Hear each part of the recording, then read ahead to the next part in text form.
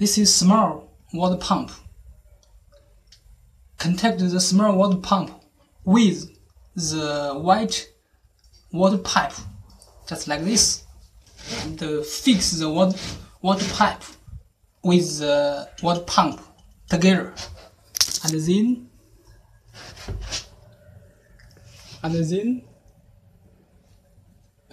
contact with the joint. Contact with the joint. Contact with the joint, and go out by the special hole. This is another hole, and then put this. This is water conduct. Get water from outside.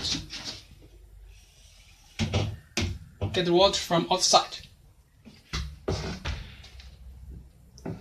We insert the water conduct by this small hole.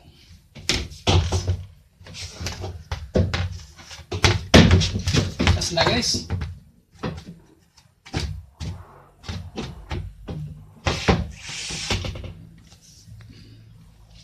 Yeah. Now it's finished.